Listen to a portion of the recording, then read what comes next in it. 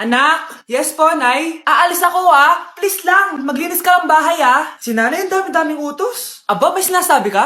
Wala po, Nay. Maglilinis po ako. O sige, bye, anak. Yes, makakapaglaro na ako. Few moments later. Hello po, Nay? Hello, anak. Nasa gate na ako. Naglinis ka na ba ng bahay? Opo, Nay. Siguraduhin mo lang. Patay! Maglilinis na ako. Nasaan yung walis? Nasaan na ba yun? Nasaan na yung walis? Anak? Nay! Anak, ano itong nakikita ko? Ba't ang dumi ng bahay? Nay, I can explain! Di ko na alam gagawin sa'yo, anak. Di ka naman sumusunod sa mga inuutos ko. Alam mo, mabuti pa lumayas na ako. Ayoko na dito. Nay naman kasi dami-dami niyo pong inuutos. Ayoko na din po dito. Lalayas na din po ako. Sasama po ako sa inyo. Sige, anak, tara na. Umalis na tayo dito.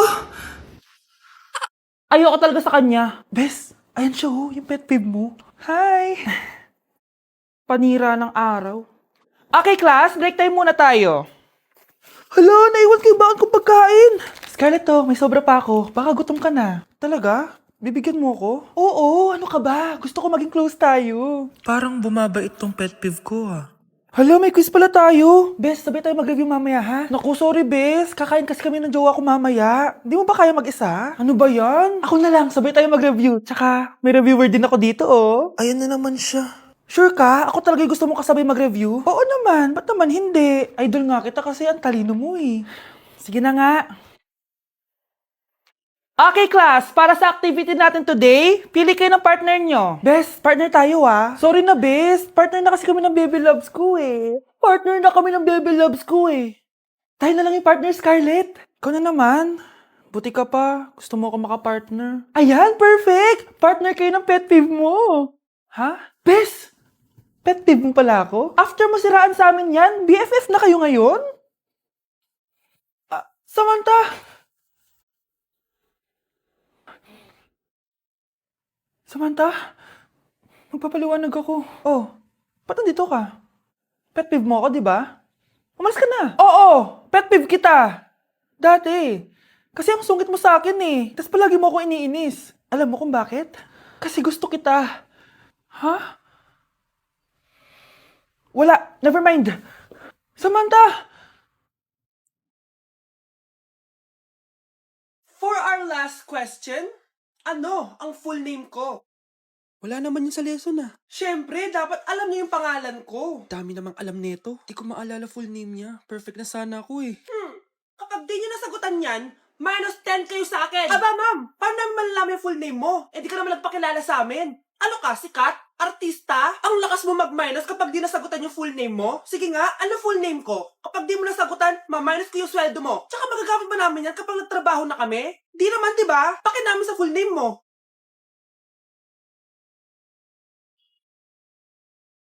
OMG, grabe yung baha For sure marami naman nakurakot si Dad. Paldo! Oh, Cheska, ba't ang aga mo? Di ba traffic kasi baha? Ay, opo ma'am, baha nga po Kaya pinag-helicopter na ako ni Daddy para safe ako. Kawawa nga po yung mga tao Wow, sana all. Yes Daddy? Opo, nandito na po ako sa school. Yung baon kong 1 million ha, send mo na. Ha? 1 million yung baon niya? No! Binasa mo yung Chanel bag ko! Sorry, Cheska. Alam mo ba kung magkano to, ha? 600,000 to! Mas mahal pa to sa bahay nyo! Napakamahal naman yan. Whatever. Papabili na lang ulit ako. Salamat ka, mabait ako. Nahiya naman tong 300 peso na bag ko. Be, tara sa kantin. Nag-crave ako ng siomay tsaka ng kwek-kwek. Tara. Pwede bang sa Wolfgang na lang tayo mag-lunch? Hindi kasi ako sanay sa mumurahing pagkain. Be, anong kala mo sa akin? Anak ng CEO? Ano ba yan? Hindi ba kayo binibigyan ng allowance ng daddy nyo? Ako na nga lang. Hindi ka naman ganyan dati. Okay, class. Si Cheska na ang bago nating treasurer. Ma'am, huwag si Cheska. Kukurakutin niya lang yung class funds natin. Parang tatay niya. Flood control, ayaw. Gastos, gusto. Kaya mayaman si Cheska kasi korap ang pamilya niya. Ang laki ng tax na binabayaran ko. Sa Disney Princess pala natin napupunta lahat. Habang kami, binabaha na dito. Ikaw pa helicopter lang. Wow, napaka-lavish mo naman. Tsaka, pera muna ako nito Chanel bag mo May ambag din ako dito, no? Hindi kami titigil hanggat walang nakukulong. Deserve yung magdusa.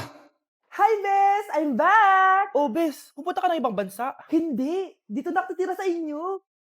Hi, tita! Anong ulam? Samantha, halika na dito, be! Niluto ko paborito mo. Yan yung gusto ko sa'yo, tita eh. Oh, Scarlett, lagay mo na nga to sa kwarto ko. Kwarto mo? Ang kwarto ko ay ang kwarto mo. Wawa. Ano kaya pwede kainin dito? Ano ba yan? Bakit walang laman? Grocery naman kayo, bes. Sorry po, nakakahiya naman sa'yo. Mahiya ka talaga. O ito na lang lutuin mo. Walang ya talaga tong babaeng to. Lagyan ko kaya to ng lason. Ay, tita, sobrang lakas uminom niya ni Scarlett. Tapos puro lalaki pa yung mga kasama niya. Aba, humanda talaga sa akin yung babaeng yan. Walang yatong si Samantha. Sinisiraan pa ako sa nanay ko. Bes, kailan ka uuwi? Anong uuwi? Hindi na ako uuwi, Bes. Inampun na ako ni tita. Ay, hindi. Umalis ka na. Ginagawa mo akong katulong dito. Tapos kung ano-ano pa sinasabi mo sa nanay ko. Oh, anak, ba't mo naman pinapaalis si Samantha? Wala namang ginagawa masama yung tao eh. Oo nga, ang bait ko kaya. Kung hindi siya aalis, ako ang aalis! Friendship over na tayo, Samantha. Lalayas na ako sa bahay na to. Parang mas anak pa ni nanay si Samantha. Alam mo na ba yung nangyari kay Samantha? Bakit? Ano meron kay Samantha? Tignan mo to. Nay! Nay! Oh, di ba lumayas ka na? Paalisin mo na yan si Samantha! Sino siya, anak? Tinawag mo bang anak si Samantha? Ay, hindi ko alam, Nay. Paalisin mo nga yan. Hoy, babae! Kung sino ka man, umalis ka na dito. Mga anak, dadating na yung kapatid nyo galing ibang bansa. Hi mga kapatid! Ate, dala mo ba yung iPhone na pinabili ko sa'yo? Siyempre naman. Oh, pang-online class mo. Thank you, ate. Yung sapatos ko, nabili mo ba? Oo naman, eto. Size 10, di ba? Ganda nito. May magagamit na ako. Salamat. Ate, nasa na yung Louis Vuitton ko na bag? Siyempre, makakalimutan ko ba yun? Oh. Wow! Social naman! Miss ko na kayong lahat. Lalo na ikaw, Nay. Masaya ako, anak, na nakauwi ka na dito sa Pilipinas. Aba, umuwi na palang katulong sa Spain. Anong pinagsasabi mo katulong? Doktor tong anak ko. Bakit di natin siya tanungin? Ha? Totoo ba yun, anak? Nay. Bakit ganti naman ng iPhone? May keypad. Ha? Mali ito. Bakit na nakalagay? Abibas. Fake naman pala ang mga pasalubong. Nay, hindi naman po talaga ako doktor sa Spain. Manghihilot lang ako. Ma, I'm sorry, ma. Teka lang, parang napanood ko na to Etong Louis Vuitton, ate, saan mo binili? Sa Green Hills. Pero sabi nung nagtitinda, maganda daw yung quality niyan. Anak, kahit ano ka pa, tanggap kita. Thank you, Nay. I love you, anak. Cheers!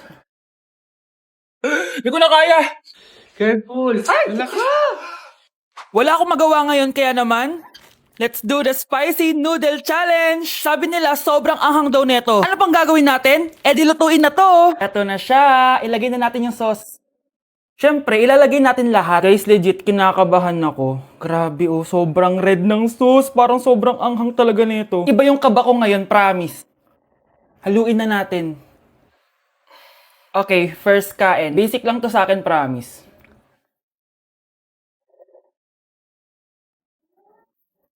Parang wala lang.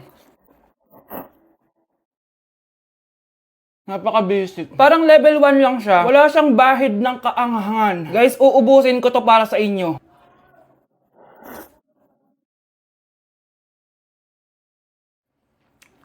Wala to, guys. Wala. So, bumili din pala ako na tong... Oh my... Natunaw yung ice cream ko! Di guys, ano lang to? Diba? Wala man. Basic.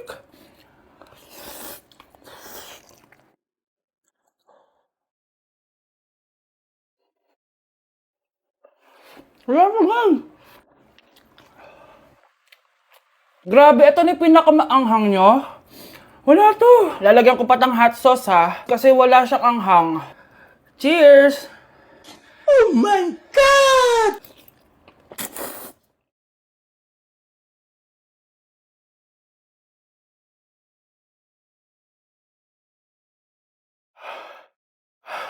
Honey Bunch! Tikman mo to! Ano, basic lang? Yes. Guys, malapit ko na siya maubos!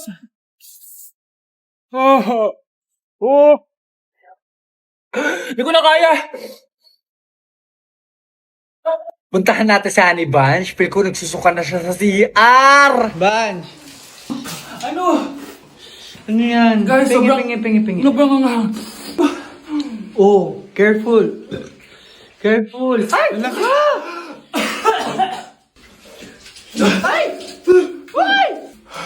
Next challenge tayo ng spicy. Ayoko na. Aroy, tinanggalan ako ng ngipin. Napakalaki ng tinanggal sa akin. Hello guys! Kung napapansin nyo, naka-brace na naman ako. Ilang araw din ako di makakain na maayos dahil sobrang sakit niya guys. So bakit nga ba ako nagpa-brace ulit? Fun fact lang guys, 6 years na ako naka-brace before. Pero di pa rin na-address yung issue sa ngipin ko. Kung makikita nyo sa picture guys, medyo palabas or flared yung ngipin ko. Kaya naman nag-decide na ako na magpa-brace ulit. Sabi din ng dentist ko, kailangan daw tanggalin yung 4 na premolars ko para daw pumasok yung mga ngipin ko. Kaya ngayong araw, tatanggalin yung mga premolars ko. Bago pala ako pumunta ng dentist, kumain na muna ako kasi alam ko di ako makakain mamaya. Buti na lang talaga masarap ang ulam at nakakain talaga ako na madami. Medyo kinakabahan nga ako kasi ngayon na lang ulit ako mabubunutan ng ngipin. Yung last bunot ko ata nung bata pa ako. Dahil tulog pa si Honey Bunch, di ko na siya gigisingin. Ako na lang mag-isa pupunta sa dentist. Good luck na lang talaga sa akin mamaya. So ayan, kinakausap na ako ni Doc. Sabi niya wala daw ako mararamdaman na sakit kasi may anesthesia naman daw na ilalagay. Ito pala yung x-ray ng mga ngipin ko. So yung may black dot dyan, yun yung mga tatanggalin. Kung makikita nyo din, impacted din yung wisdom tooth ko. So ipapatanggal ko din yan soon. Ito na guys, last look na buo ang ngipin ko. Kasi mamaya bungal na ako. Ayan guys, nilalagay na ni Doc yung numbing cream para kapag in-inject na ako ng anesthesia, wala na ako maramdaman. Dito sa part na to, di ko na ma-feel yung bunganga ko. At thank you Lord talaga, hindi siya masakit. Parang hinihila lang yung ngipin mo ganun. Charan! Tapos na, medyo nahirapan si Doc ha. Paano di mahihirapan? Sobrang laki ng kinukuha. Rate ko yung pain niya, siguro 3 out of 10 lang. Pero alam ko mamaya pa to sasakit pag wala na yung anesthesia. Sabi ko din kay Doc kung pwede ko bang itago yung ngipin ko, ilalagay ko lang sa ilalim ng unan. Eto na guys, ang itsura ng ngipin ko ngayon, bungal-ira na. Dalawa lang pala muna binunot ni Doc kasi next week daw yung dalawa pa. So yun lang naman guys, bye! Nay, gusto ko po ng Jollibee. Ah, sige anak. Pag natulog ka, bibilan kita ng Jollibee. Gusto ko po yung fries, chicken joy, burger, tsaka spaghetti. Oo, sige anak. Bibilan ko lahat yan. Matulog ka na. Ah, sige po, Nay. Oo, ayan na. Tulog na siya. Bibilan na tayo ng Jollibee. Lahat ng pinagkainan niyo, tapon niyo sa basura ha, para di niya makita. Nay, saan po kayo pupunta? Ah, pupunta kami sa mall, anak. Sa mall? Sama po ako, Nay. Gusto mo sumama? O sige, maligo ka na para makasama ka sa amin. Ah, sige po, Nay. Psst, bilisan niyo na habang naliligo siya. Tara na. Nay, tapos na po ako maligo. Nay, nasaan na sila? Umalis na sila! Iniwan nila ako. Anak, para sa'yo, bagong laptop. Anak, di ba gusto mo ng bagong sapatos? Oh, binilang kita. Para sa'yo. Ah, Nay, nasan po yung para sa akin? Ah, nakalimutan ko yung para sa'yo eh. Nay, anak niya pa ba ako? Di ko na kasi ramdam yung pagmamahal niya sa akin eh. Aamin na ako, anak. Ampun ka lang. Ampun lang ako. Saan niyo po ako galing, Nay? Nakita lang kita sa tae ng mga kalabaw. Kalabaw yung nanay at tatay ko? Oo, anak. Nanay at tatay mo yung mga kalabaw. Hi, Mare! Buntis na ako! Ha? Paano ka nabuntis? Eh, wala ka namang asawa. Hello po. Nagbibigay po kami ng pera sa mga nangangailangan. Ah, hello po, Mayor. Ako po, kailangan po namin ng pera. Ay, Mayor! Buntis ako, oh. Mas kailangan ko yan. Ah, oo, mas kailangan mo nga kasi buntis ka. Oh, ito, sino to? Ah, thank you. Ah, tsaka pala, magbibigay kami ng bahay at lupa sa mga may kailangan. Kami po, Mayor. Kailangan po namin ng bahay. Wala na po kami magrenta. Ah, hindi. Buntis ako, oh. Kawawa naman yung bata kung wala siyang bahay, di ba? Oo nga, mas kailangan niya yung bahay. O, eto, sa inyo yung bahay. Ah, thank you. Aba, sandali lang. Bakit? Eh, sinungaling itong babaeng to eh. Hindi naman totoong buntis yan. Totoo nga. Manganganak na ata ako. Manganganak na daw. Manganganak? Tignan ko na lang kung anak yung lumabas dyan. Ang baho, ano yun? O, diba? Sinungaling kong babaeng to, nagdadalang tae lang pala. Sa akin nyo na lang po ibigay yung pera tsaka yung bahay. Bakit anak? Kasi Nay, buntis ako.